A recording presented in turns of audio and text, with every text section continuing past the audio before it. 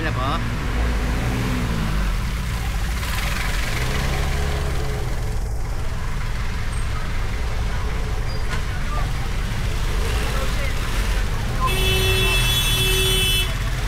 May tama dyan, Pap?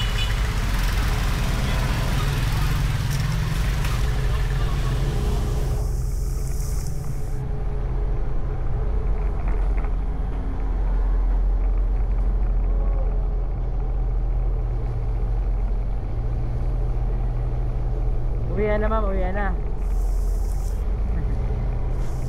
Kamusta ang school?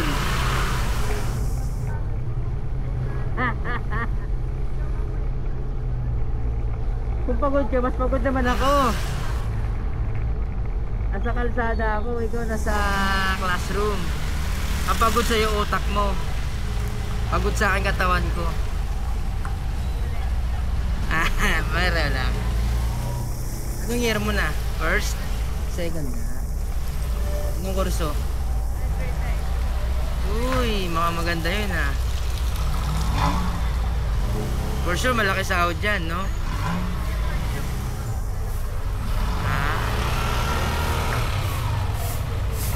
Ang depende. Yes, kanina. Buti na lang waterproof yung katawan ko.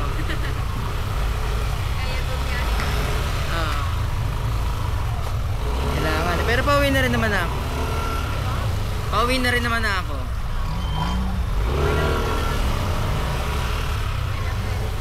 Hindi naman. Survey pa ako na uwi. Pag drop ko sa'yo, tapos na yung obligasyon ko, pwede na ako umuwi.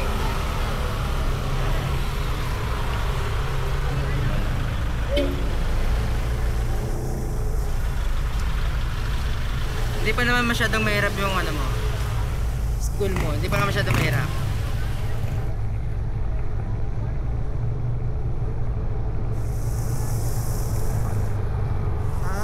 Okay.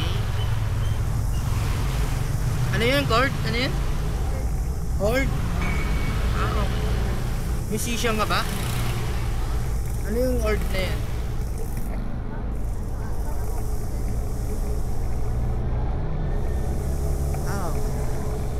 So kaya Ka napapagod. okay lang yan, pagtyaga mo. Alam mo ba, mas okay pa yung estudyante ka pa lang napapagod ka na. Oo, tama yun. Kasi pagdating ng panahon, mas Nakakapagod ang buhay. Akala mo nakakapagod na mag-aral, hindi. Pag nagkitrabaho ko na, doon na yung realidad. Doon yun nakapagod.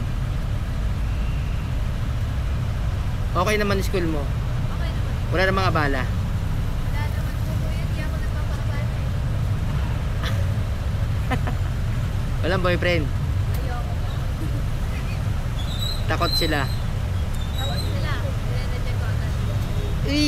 Sana. Di alam mo kasi bakit. Bakit mo nare-reject kasi gusto mo mag-aral? Hindi naman po. Parang hindi ko lang talaga priority. Di, tsaka mahirap pag boyfriend niya yun, mga estudyante. Hindi na po umano. Alam mo bakit? Tikim-tikim lang yan eh. Iba na yung pag-adult na. Pag nasa adult. Tsaka pressure yung kasi nag-aaral ka tapos may boyfriend ka pa tapos nangungulit. No? Ano-ano sabihin sa'yo. Hirap na nga naman mag-aaral eh. Dadagdag ka pa. Sakit sa ulo. Sakit sa ulo, no? Eh, wala ka pa nga boyfriend, sakit sa ulo eh. At least dito may nakukuha akong grades. Tama. Pag sila stress lang talaga. Oo. Umulan. Na-overtake ako ni kuya. Nunaan ako, palis ako dun. trip talaga ng bike. Nakakilig. Ayoko mag-bike, hinihingal ako. Okay na ako sa motor. Piga-piga lang. Pero pagkatapos mo ng kurso, saan ka magtatrabaho? Sa Pilipinas, sa ibang bansa? So, ibig sabihin, ande. Okay lang yung mag-experience, tama. And then kapag meron ka ng experience at hubog na hubog Na yung hubog na yung trabaho mo dun sa isang bagay. Pwede ka na mag-abroad. Sanay ka na eh.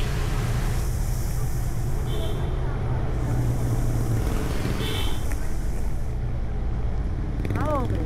Tumahal mo ang bahay Pilipinas. Tama ko. Alam mo ba, ang Pilipinas, Mahal mo eh. Pero ang hirap mahalin. parang yung ex ko, aray mo! Eh, ganun eh, no? Ayun, ganun. Joke lang, yung wala pa akong ex. Wala akong ex. Isa lang yung ex ko. Wala akong ex kasi. Hindi. Yung asawa ko ngayon, siya yung jowa ko talaga. Hindi, asawa ko kasi. Joke lang yun. Joke lang yun. Ako nga pala. Pwede. Magaling. Magaling. Nakuha mo pa yun? Magaling ka talaga. Hindi siya kasi yung first girlfriend ko eh. Sa puso ko ah. Pero kasi meron kasi naman ako. Pero puppy love lang. Wala naman pen. Di counted yun, di ba? Kumbaga tinukso lang kami. Nadala na tukso. Kumbaga, classmate mo, tutuksin ko. Sige na nga, tayo na nga. Pilitan pa eh, no? Kala mo, kagwapuan ng animal. Hindi kasi hindi, nung high school kasi ako, hindi naman sa pagmamayabang. Guwapo naman tayo kahit pa paano. Ang itsura naman. Eh, yung babae na yun, crush na crush ako. Tinukso palagi. Sabi ko, sige na nga. Pero pag namamasal ka, hindi ako sumasabay. Pero ano yung pakialam eh? Ano pa alam sa babae? Nung nagalit nga ako, wala akong babae. Wala. Ha? Asawa ko na siya, 2017 pa eh. Siya yung first ko. Siya yung first ko sa lahat. Kasi probinsyano kasi ako eh. Lumaki ako sa probinsya. Siya yung pinaka first ko sa lahat. First kiss, first hug, lahat, sa lahat.